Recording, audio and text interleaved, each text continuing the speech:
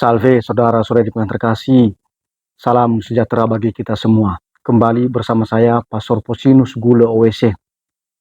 Pada kesempatan ini saya mau membahas satu topik berkaitan dengan komentar seorang netizen yang menulis komentar di bawah video di kanal YouTube saya ketika saya membahas berkaitan dengan hukuman ekskomunikasi yang dinyatakan kepada Uskup Agung Vigano. Sebenarnya nanti Anda bisa membaca secara lengkap komentar beliau itu di dalam kanal YouTube saya, ya, ketika saya membahas berkaitan dengan hukuman ekskomunikasi late sententie kepada Uskup Agung Vigano. Netizen itu berinisial DR menulis komentar begini. Harus dijelaskan juga kenapa Uskup Vigano menolak kepausan Paus Fransiskus. Protes Uskup Vigano gak cuma sekali dua kali loh. Soal skandal imam yang pedofil yang ditutupi Vatikan. Soal misa tradisional yang sedikit demi sedikit dilengserkan sama Vatikan.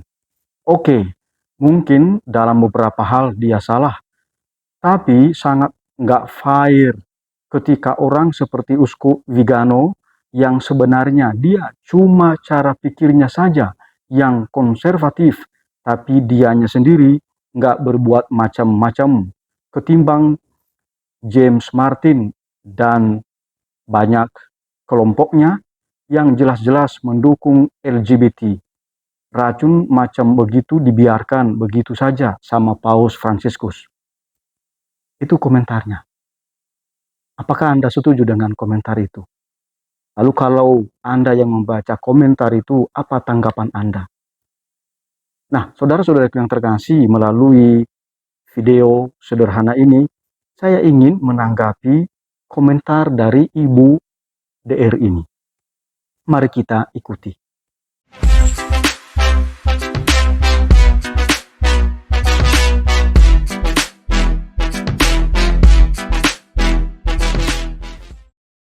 Saudara-saudari yang terkasih, sekali lagi saya menegaskan bahwa komentar dari Ibu DR ini dia tulis di kanal YouTube saya ketika saya menayangkan video yang berjudul Uskup Agung Vigano terkena hukuman ekskomunikasi late sententie.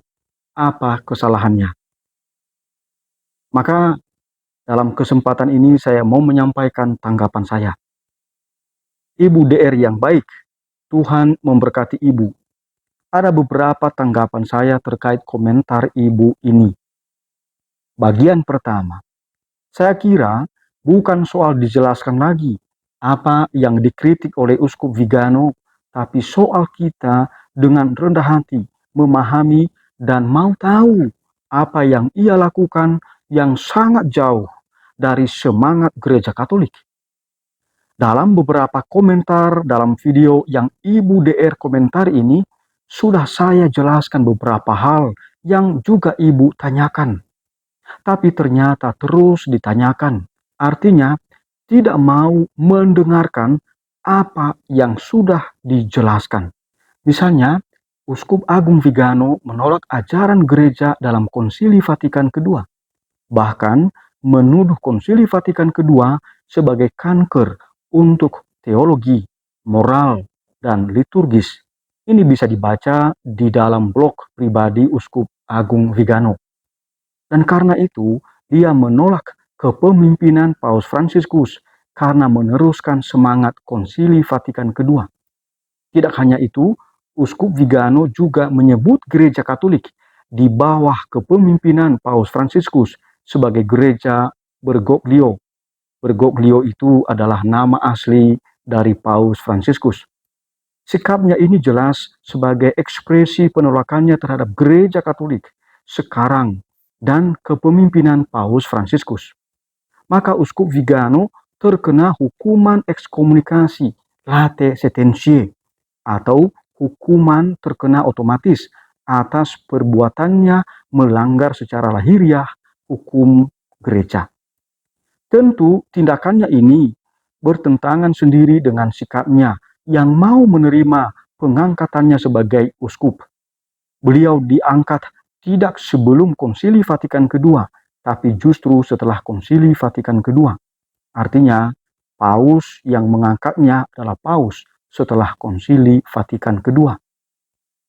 Penjelasan di atas bisa kita rujuk pernyataan langsung dari Uskup Agung Vigano yang mengatakan, saya baca versi bahasa Inggris, Anda nanti juga bisa membaca versi bahasa Italia. I regard the accusation against me as an honor. I believe that the very wording of the charges confirms the thesis that I have repeatedly defended in my various addresses. It is no coincidence that the accusation against me concerns the questioning of the legitimacy of George Mario Bergoglio and the rejection of Vatican II. The Council reprehends the ideological, theological, moral, and liturgical cancer of which the Bergoglian Synodal Church is the necessary metastasis. Pernyataan Uskup Agung Vigano ini dapat diterjemahkan demikian. Saya menganggap tuduhan terhadap saya sebagai suatu kehormatan. Saya yakin kata-kata dakwaan tersebut menegaskan tesis yang telah berulang kali saya pertahankan dalam berbagai pidato saya. Bukan suatu kebetulan bahwa tuduhan terhadap saya berkaitan dengan pertanyaan mengenai legitimasi George Mario Bergoglio dan penolakan terhadap Vatikan kedua. Konsili tersebut mewakili kanker ideologis, teologis, moral, dan liturgi yang mana gereja sinodal Bergoglian merupakan metastasis yang diperlukan. Arti metastasis adalah penyebaran kanker. Dalam pernyataan ini sangat jelas bahwa Uskup Agung Vigano mengklaim Konsili Vatikan kedua sebagai kanker ideologis, teologis, moral, dan liturgi. Dan gereja sinodal atau gereja yang berjalan bersama-sama yang digelorakan oleh Paus dalam sinode para uskup, ia tuduh sebagai cara Paus Fransiskus menyebarkan kanker Konsili Vatikan kedua itu. Ini sebenarnya tuduhan yang sangat serius. Dan juga melalui tuduhan ini sudah terbukti bahwa Uskup Agung Vigano yang melakukan yang namanya skisma dan juga sekaligus heretik. Bagian kedua, menarik juga kita ketahui bahwa sebelum seorang uskup ditahbiskan uskup, dilaksanakan ibadat Vesper Agung. Ibadat ini dilakukan pada sore atau malam sebelum ditahbiskan.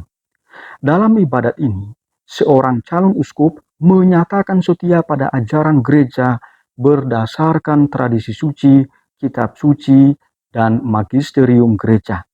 Dia juga menyatakan setia dan taat kepada Paus dan tahta suci. Tapi ternyata Uskup Agung Vigano melawan semua ini. Ajaran Konsili Vatikan kedua itu adalah ajaran magisterium gereja atau ajaran resmi gereja yang berdasarkan kitab hukum kanonik Kanon 750 harus ditaati dengan setia. Bagian ketiga. Benar bahwa Uskup Agung Vigano yang begitu gencar membongkar kasus pedofil yang melibatkan McCarrick, dulu seorang kardinal. Masalahnya adalah ketika kasus itu sedang dalam proses penyelidikan oleh Vatikan, ternyata Uskup Agung Vigano sudah berbicara ke media, sudah membuka ke publik. Padahal menurut Sacramentorum Sanctitatis Tutela, penanganan kasus pelecehan seksual di bawah umur yang dilakukan klerus, yaitu diakon, imam, dan uskup, direservasi kepada dikasteri untuk ajaran iman dan bukan oleh Uskup Agung Vigano. Tidak hanya itu, menurut kitab hukum kanonik Kanon 1717 sampai 1718, pada tahap penyelidikan awal belum saatnya dibuka ke publik semua kasus yang sedang ditangani. Tujuannya salah satunya adalah untuk menghindari pihak-pihak tertentu menghambat penyelidikan awal dan juga agar ada keadilan bagi korban dan pelaku. Juga untuk menghindari penanganan yang justru hanya menimbulkan sensasi, menciptakan hiruk-pikuk, pro kontra yang justru tidak fokus pada penanganan kasus. Setelah penyelidikan yang seksama, Vatikan menjatuhkan sanksi berat kepada McCarrick karena terbukti apa yang dituduhkan kepadanya. McCarrick tidak hanya dipecat sebagai kardinal, tapi juga dilaisasi dari status klerikus. Artinya, dia diawamkan. Ini tentu saja hukuman yang sangat berat. Jadi, memang perlu kesabaran, ketelitian, kepastian moral, dan juga sesuai prosedur hukum jika menangani kasus besar dan berat. Tidak bijak jika terburu-buru dan sembrono, juga tidak dengan tindakan emosional reaktif, dan juga tidak sembarangan mengumbar ke publik yang justru hanya menimbulkan berita sensasional dan juga pro kontra. Dan semestinya Uskup Agung Vigano paham ini karena beliau juga ahli hukum gereja dan ahli hukum sipil. Bagian keempat. Hal yang menurut saya cukup tidak bijak adalah tuduhan kepada Paus Fransiskus bahwa melengsarkan misa tradisional atau misa tridentin atau misa Latin. Saya sendiri yang menerjemahkan dokumen Traditionis Custodes, di mana Paus Fransiskus mengembalikan semangat yang mesti dipelihara oleh umat Katolik, yakni semangat persatuan dan bukan perpecahan. Kelompok tertentu sudah lama mengklaim bahwa hanya misa tridentin atau hanya misa tradisional yang merupakan misa yang sah dan benar. Ini tentu bertentangan dengan semangat Konsili Vatikan II dan dokumen-dokumen gereja. Mari kita baca baik-baik Traditionis Custodes artikel ketiga yang menegaskan uskup di keuskupan-keuskupan yang sampai sekarang memiliki satu atau lebih kelompok yang merayakan liturgi menurut misale sebelum reformasi tahun 1970. Ini artinya misa tradisional atau misa tridentin. Paragraf pertama, memastikan bahwa kelompok-kelompok tersebut, kelompok misa tradisional itu, tidak menyangkal validitas, keabsahan, dan legitimasi pembaruan liturgis sesuai perintah Konsili Vatikan II dan magisterium atau ajaran resmi dari Bapak Paus sebagai pemegang kuasa tertinggi. Paragraf kedua, menentukan suatu atau lebih tempat di mana umat beriman dari kelompok-kelompok ini, dari kelompok misa tradisional, dapat berkumpul untuk perayaan Ekaristi. Dari kutipan di atas, jelas bahwa misa tridentin atau misa tradisional bukan dilengsarkan, tapi dikontrol agar tidak membuat friksi, perpecahan, atau distorsi dalam gereja Katolik.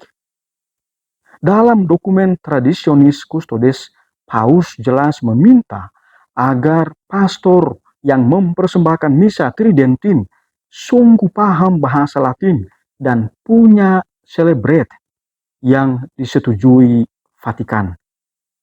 Coba Ibu DR amati, apakah dalam misa tridentin atau misa Latin atau misa tradisional yang dilaksanakan di Indonesia, misalnya Romo yang memimpin juga menyampaikan homili dalam bahasa Latin? Coba Ibu DR amati, atau kita semua yang mendengarkan amati. Tentu tidak. Jadi, akhirnya misa itu juga tidak semua dalam bahasa Latin. Bagian kelima, soal pemberkatan LGBT. Sangat jelas dalam Fiducia Supplicans bahwa Gereja Katolik tidak menyetujui persekutuan LGBT sebagai perkawinan. Bahkan menegaskan bahwa perkawinan hanya antara seorang pria dan perempuan. Sementara persekutuan LGBT tidak diakui sebagai perkawinan.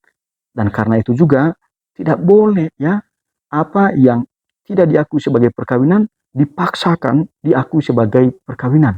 Tidak begitu juga, ya. Dan gereja menegaskan yaitu bukan perkawinan dan gereja tidak mau memberkati itu. Pada tanggal 24 April 2024, Paus Fransiskus diwawancarai oleh seorang wartawati, Norah O'Donnell. Dan dalam wawancara itu, Paus menegaskan bahwa tidak pernah mengizinkan perkawinan sesama jenis atau LGBT. Itu bertentangan dengan sabda Tuhan. Saya kutip pernyataan Paus Fransiskus yang juga dimuat di dalam ya media online itu ya. Karena juga bisa kita tonton itu ya videonya sebenarnya dari pernyataan Paus ini. Beliau mengatakan demikian. What I allowed was not to bless the union. Jadi apa yang saya izinkan adalah tidak memberkati persatuan sesama jenis tersebut. That cannot be done because that is not the sacrament. I cannot. The Lord made it that way. Itu tidak dapat dilakukan karena itu bukan sakramen. Jadi lihat, itu tidak dapat dilakukan karena itu bukan sakramen perkawinan. Dan Paus mengatakan, saya tidak bisa. Tuhan yang membuatnya seperti itu. Jadi luar biasa sebenarnya ya. Jadi justru Paus kita meluruskan apa yang sudah tersebar luas di kalangan umat kita dan juga di kalangan ya berbagai bangsa ya di dunia ini, bahwa Gereja Katolik sudah memberkati sesama jenis. Padahal tidak ya. Tidak memberkati perkawinan sesama jenis. Jelas sekali di dalam pernyataan Paus kita ini. Tapi saudara-saudariku yang terkasih, ini yang perlu juga kita perhatikan. Paus meminta kita justru memperlakukan semua orang sebagai manusia. Jangan sampai mereka yang memiliki kecenderungan atau tindakan LGBT lalu direndahkan, dibenci, atau tidak ditemui penuh belas kasih. Jadi jangan juga kita sampai merendahkan mereka, membenci mereka, ya, jangan. Tetapi kita memperlakukan mereka penuh belas kasih sebagai manusia. Tentu bukan dalam arti kita mendukung tindakan mereka, tidak, ya. Maka justru dalam pertemuan bersama mereka itu, lalu kita menyampaikan katekese, kita menyampaikan ajaran yang baik, tetapi dengan cara-cara yang persuasif, dengan cara-cara yang dapat diterima oleh mereka, ya, sehingga nanti dengan begitu, ya, dengan pendekatan yang bijaksana itu, mereka bisa mengerti apa yang dikehendaki oleh Tuhan, ajaran gereja, dan dengan begitu mereka juga, ya, mau mengontrol diri, mau bertarak, mau mengikuti apa yang baik, apa yang benar, dan apa yang bijak. Saudara-saudariku yang terkasih dan terutama Ibu DR, semoga paparan saya ini sungguh-sungguh didengarkan, direnungkan dengan rendah hati, dan dengan pikiran jernih. Tuhan memberkati. Amin.